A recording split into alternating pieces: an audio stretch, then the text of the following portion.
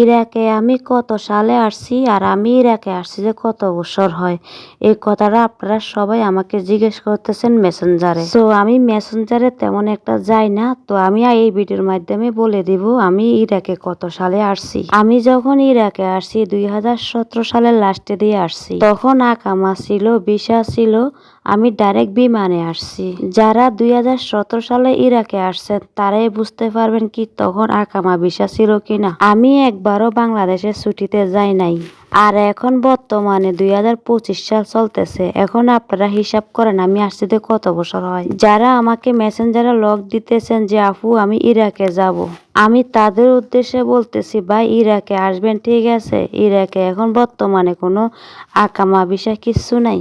বিশ্বাস না করলে আপনারা অন্য জায়গাতে খোঁজ খবর নিয়ে দেখেন।